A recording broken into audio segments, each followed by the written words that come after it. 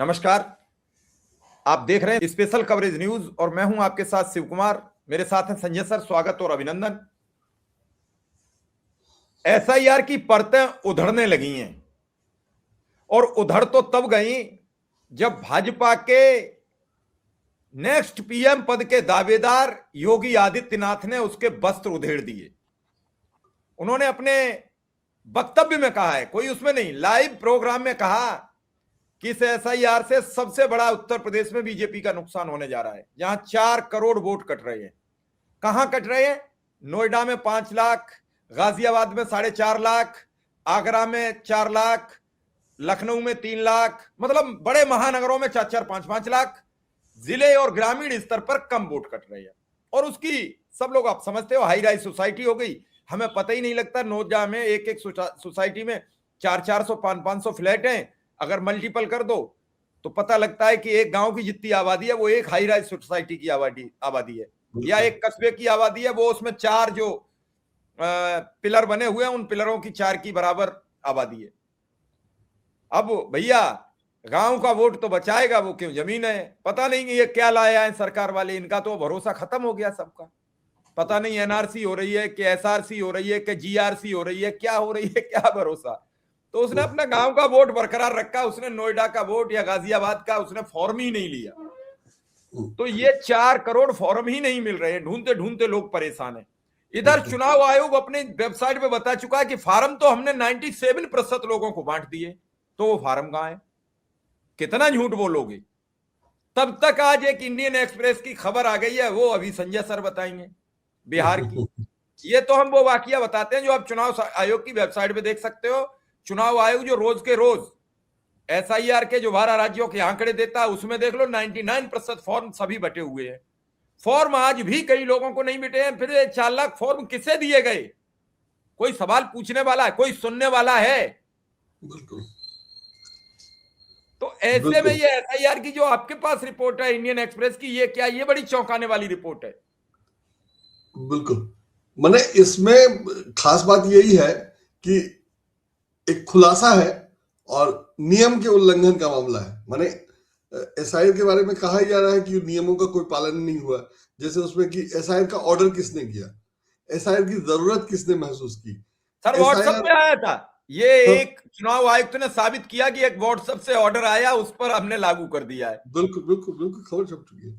तो उसकी फाइल नहीं मिली, आरटीआई से उसकी फाइल मांगी गई कि किसने प्रस्ताव किया, कैसे स्वीकार हुआ, किसने मंजूर किया। तो वो सब व्हाट्सएप, वो भी खबर छप चुकी है। तो वो सब तो नहीं ही है। और उसमें जो हो रहा है वो मनमानी है।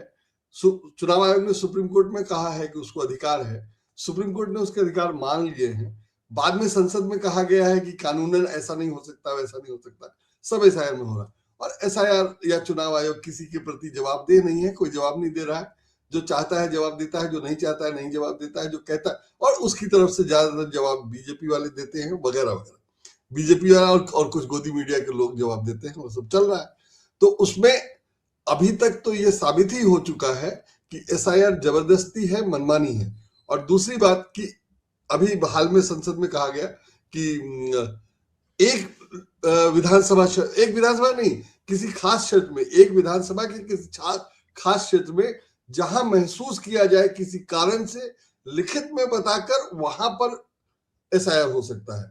माने एक विधानसभा क्षेत्र में ज्यादा से ज्यादा एक बार में एसआईआर हो सकता है, वो भी लिखित कारण। यहाँ देश भर में एसआईआर हो रहा है और उसका लिखित आदेश नहीं है, या कैसे है वो फाइल वाइल नहीं है वगैरह वगैरह। तो ये सब चल रहा है। तो कुल मिलाकर के तो मामला क्लियर ही है कि जबरदस्ती हो रहा है, और उसका कोई फायदा है कि नहीं वो नहीं दिखाई दे रहा है। बिहार में एसआईआर के बावजूद गलतियां हैं वगैरह वगैरह सब है, और उससे फायदा क्या हुआ वो पता नहीं। लेकिन जो कहा गया था शुरू में कि उससे बीजेपी को फायदा होगा, वो दिखाई दिया और बिहार में बीजेपी जीत गई वगैरह वगैरह।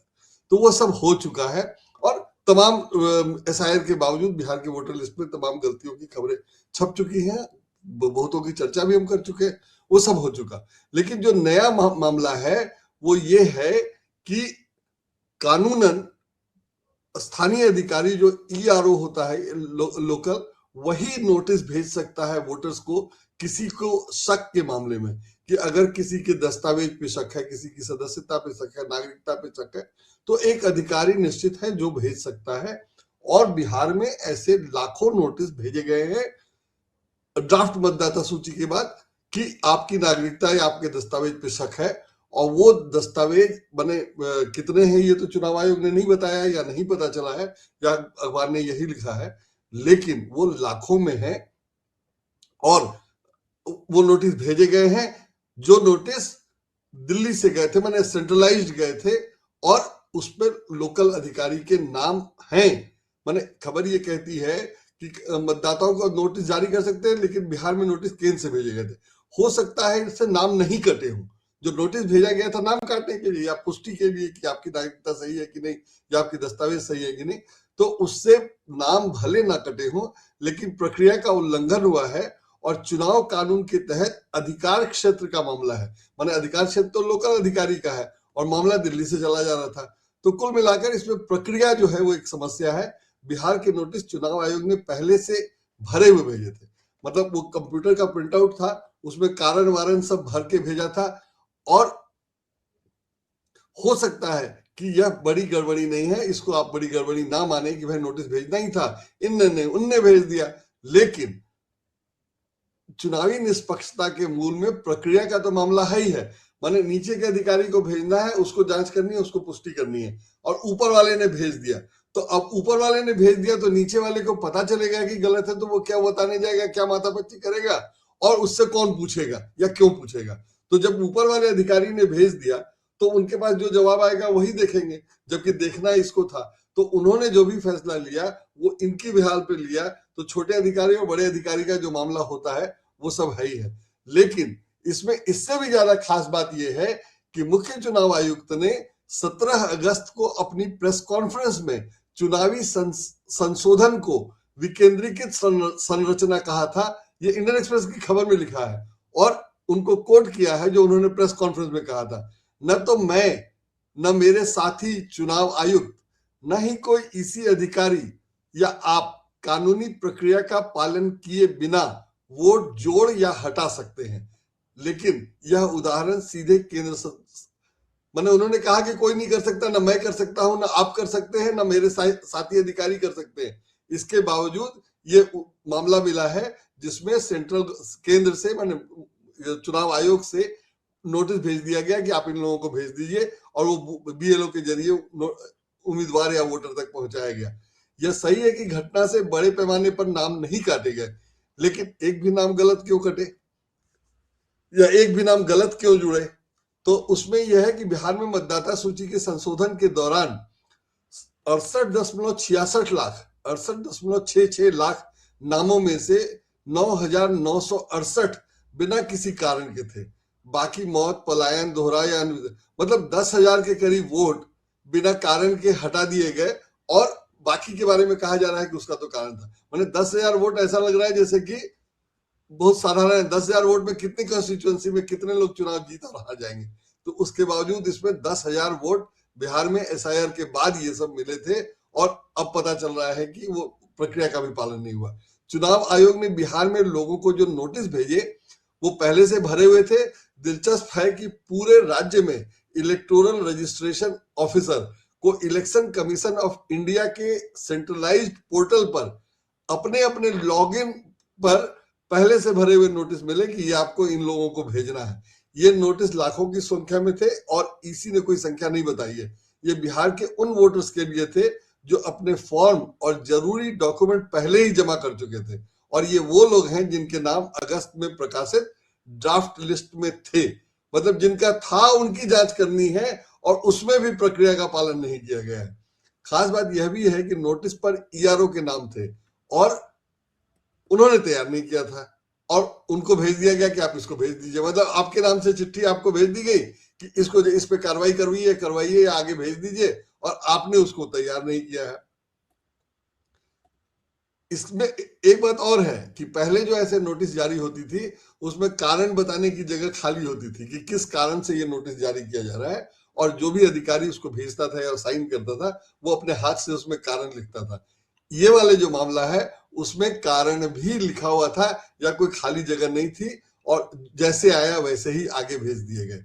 ऐसे नोटिस भेजने के मामले में कानून स्पष्ट है। जबकि कानून बिल्कुल स्पष्ट है। 1950 के जनप्रतिनिधित्व कानून के तहत विधानसभा क्षेत्र के ईआरओ को ही किसी वोटर की योग्यता पर संदेह जताने और सुनवाई के लिए नोटिस जारी करने का अधिकार है।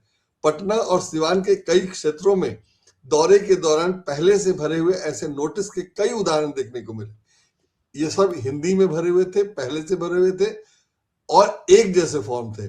इसमें वोटर का नाम, एपिक नंबर, विधानसभा क्षेत्र, बूथ नंबर, सीरियल नंबर और पता सब पहले से लिखा हुआ था। हर नोटिस में वोटर से कहा जाता है कि वह अपनी योग्यता साबित करने के लिए जरूरी डॉक्यूमेंट के साथ ईआरओ के सामने पेश हो।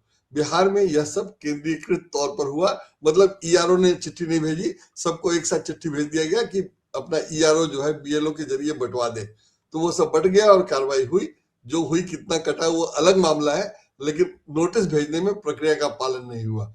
खबर के अनुसार वैसे तो इन नोटिसों पर तारीख भी नहीं है, लेकिन अधिकारियों ने कहा कि सीरियल नंबर के आखिरी 8 अंक के ये नोटिस तैयार करने की तारीख बताते हैं। मतलब उसमें सीरियल नंबर जो है उसी को कह रहा है कि इसी में तारीख भी है, और वो 8 अंक जो है, जैसे लास्ट में अगर 8 अंक है 13-1309-2025, 13/9/2025 का मतलब हुआ 13 सितंबर 2025 की तारीख है। लेकिन ये लिखा हुआ तारीख की तरह नहीं है, एक नंबर की तरह लिखा हुआ है। फिर भी तो चलिए, वो तो ठीक है, लेकिन रिव्यू किए गए सभी 9 नोटिस में शक के दूसरे कारण के सामने एक प्रिंटेड टिक लगा था। सबका कारण एक ही था, और वो कारण ये था कि जमा किए गए डॉक्यूमेंट्स अधूरे या कम थे।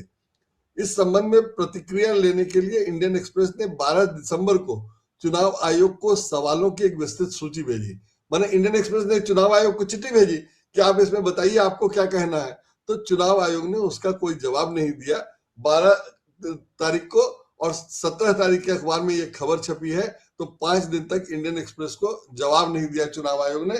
तो जाहिर है कि उनके पास कहने के लिए कुछ होता तो देते, जब नहीं दिया तो क्या देंगे। जो भी हो, तो इंडियन एक्सप्रेस की खबर के अनुसार चुनाव आयोग को इस मामले में कुछ कहना नहीं है, या 5 दिन में उन्होंने कुछ कहा नहीं, इसको जैसे भी देखा जाए। इसी अधिकारियों ने कहा है कि नोटिस जमा किए गए फॉर्म और डॉक्यूमेंट में लॉजिकल गलतियों या लॉजिकल कमियों, माने तर्कसंगत गलतियों या कमियों की पहचान करने के बाद जारी किए गए थे। वोटर्स ने 11 डॉक्यूमेंट की तय लिस्ट में से डॉक्यूमेंट अटैच करने या 2003 की वोटर लिस्ट से एक्सट्रैक्ट देने के लिए कहा गया था, जब आखिरी बार बड़े पैमाने पर रिवीजन किया गया था। तो ये सब तब किया गया था, कब किया गया था, ये सब खबर में बताया गया है, और खबर पूरी विस्तृत है, जिसमें कोई पहलू छोड़ा नहीं गया है। और यहाँ तक कि इलेक्शन कमीशन का पक्ष लेने की भी कोशिश की गई, जो भले नहीं मिली।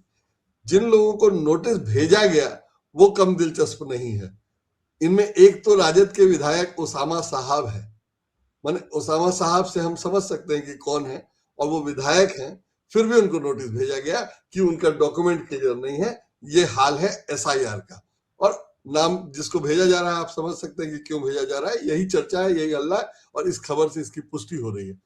उनके बीएलओ जयशंकर प्रसाद चौरसिया ने कहा कि यह मामला टेक्निकल था, माने विधायक को नोटिस भेजने का मामला टेक्निकल था, और डॉक्यूमेंट्स दोबारा जमा करने के बाद सुलझ गया।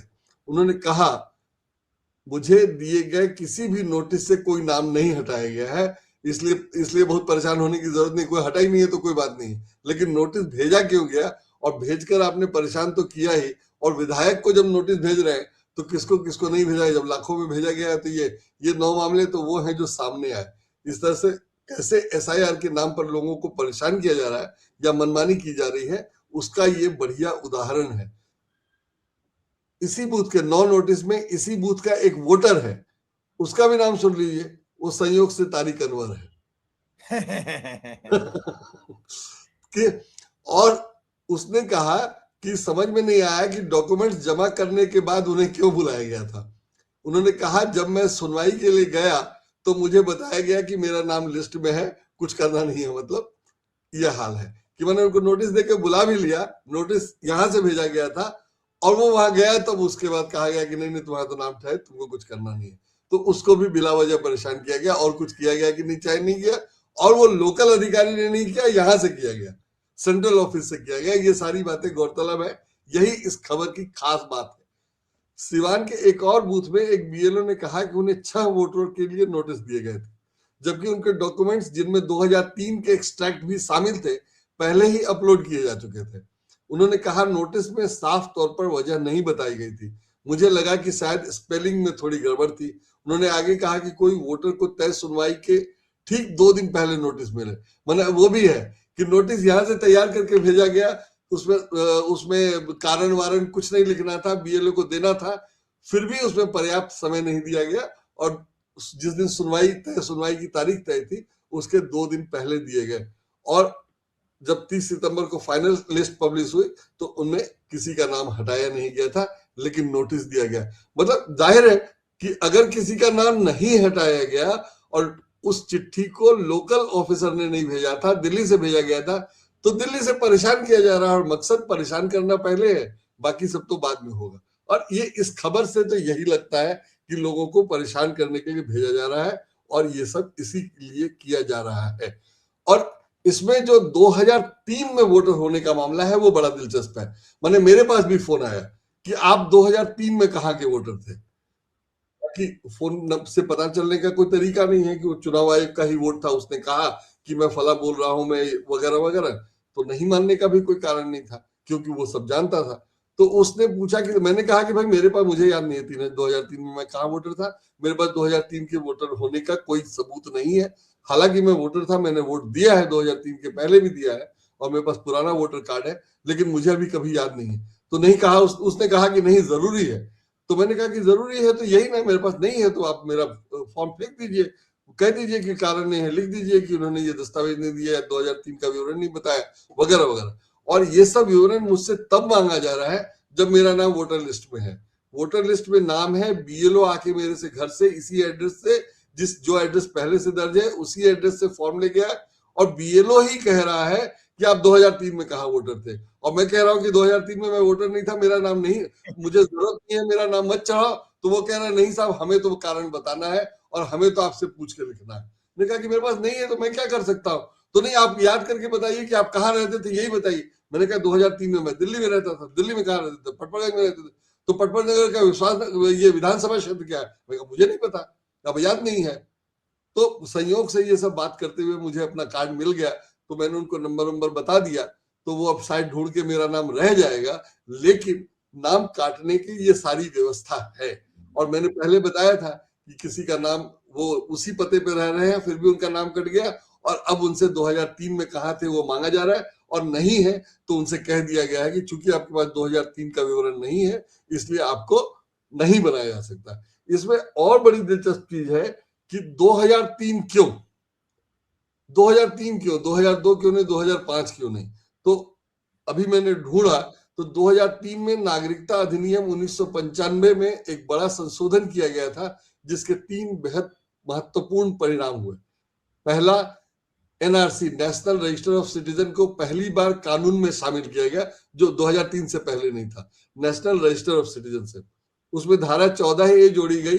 पहली बार कहा गया कि भारत सरकार राष्ट्रीय, ये तो बड़ा दिलचस्प पहलू है, इस पर तो अलग प्रोग्राम होना चाहिए, ये तो बड़ा दिलचस्प पहलू है। बिल्कुल, ये अभी तक किसी ने नहीं ढूंढा, किसी ने नहीं बताया। आज जब मैं ये खबर पढ़ा तो मुझे लगा कि जब ये सब मनमानी कर ही रहे हैं तो 2003 कहां से निकला? 2025 में आप कर रहे हो, 2020 क्यों नहीं, 2015 क्यों नहीं, 2003 क्यों? अगर 2003 ही तो 2000 क्यों नहीं?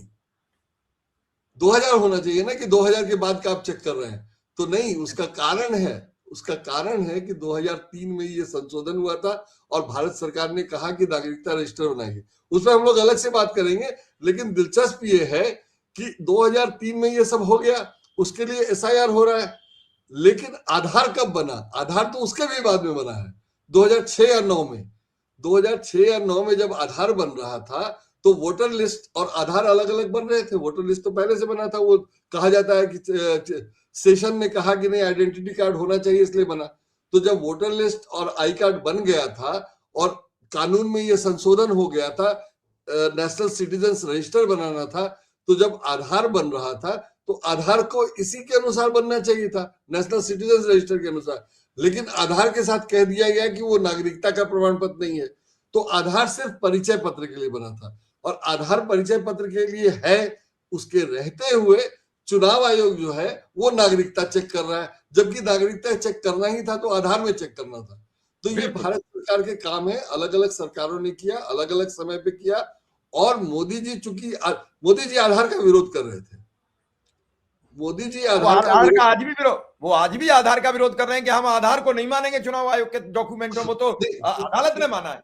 नहीं, चुनाव में ना माने, आधार है किस लिए, उसको रद्द कर दीजिए कि नहीं आधार के निराधार हो गया, निराधार हो गया, अब आधार नहीं रहा, निराधार हो गया। बिल्कुल, तो आधार बना चुनाव आयोग। देखिए हुआ क्या कि इन्होंने मतदाता सूची में तमाम नाम डाल करके तो चला रहा है कई साल से, मतलब मोदी जी ने नहीं किया, बीजेपी ने किया, तमाम फर्जी नाम डाल के ये लोग चुनाव ना जीतते रहे।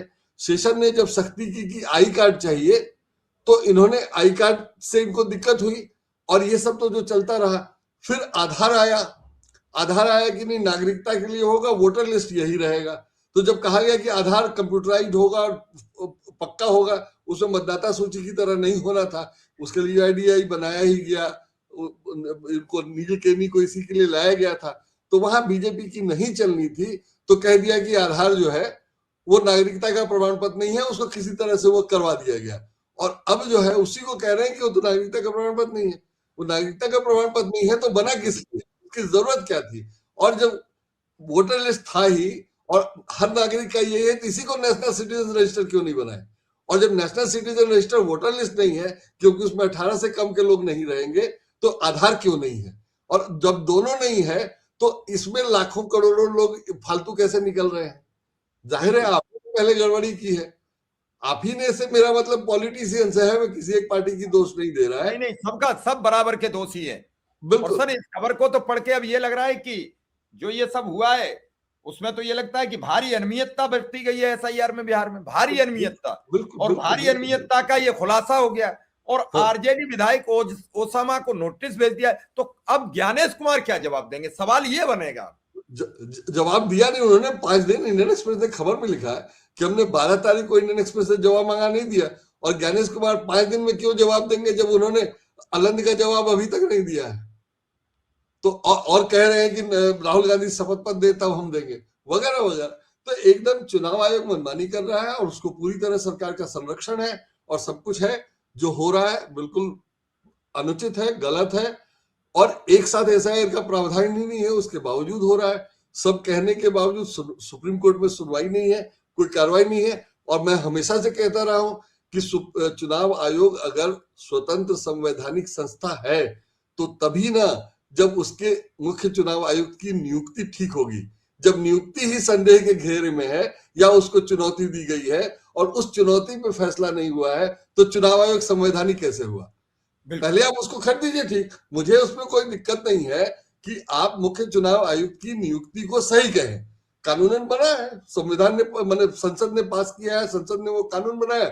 लेकिन सुप्रीम कोर्ट में जब मामला गया तो और ठीक था, तो सुप्रीम कोर्ट को उसी समय कह देना चाहिए कि ठीक है, नहीं तो अब तक कह देना चाहिए था। तो सुप्रीम कोर्ट ने ठीक नहीं कहा है, मतलब कि वो सीधा सीधी ठीक नहीं है। और सुप्रीम कोर्ट उसको बिना ठीक हुए मुख्य चुनाव आयुक्त की नियुक्ति अगर ठीक नहीं है तो संवैधानिक संस्था कैसे है और संवैधानिक संस्था कैसे मनमानी कर सकती है? लेकिन सब सुप्रीम कोर्ट करने दे रहा है और ये स्थिति है। और रोज एक एक करके गलतियां, गड़बड़ियां निकल रही हैं। वो तब जब सरकार का पूरी मीडिया पे नियंत्रण है और पूरी मीडिया में कहीं कोई कुछ छाप नहीं सकता है, तब कहीं इक्का दुक्का खबर छप रही है। नहीं तो जैसे मैंने ये अभी क्या बोलते 2003 वाला खोज किया, नेशनल रजिस्टर ऑफ सिटीजन वाला, ये किसी को भी पहले ढूंढ के लिखना चाहिए था। मुझे तो इस पे खबर करने के कोई पैसे नहीं मिलेंगे, जिसको पैसा मिल रहा है, जिसकी नौकरी है, वो नहीं कर रहा है। ये स्थिति है। चलिए सर, उस पर हम कल चर्चा करेंगे दिन में जरूर। लेकिन सवाल यह है कि बिहार में एसआईआर में भारी अनियमितता हुई है और इसके बावजूद आरजेडी विधायक ओसामा को क्यों मिला नोटिस और ज्ञानेश कुमार जवाब क्यों नहीं दे रहे? तो इसी खबर के साथ हम आपसे इजाजत लेंगे। आपका आभार, धन्यवाद, नमस्कार।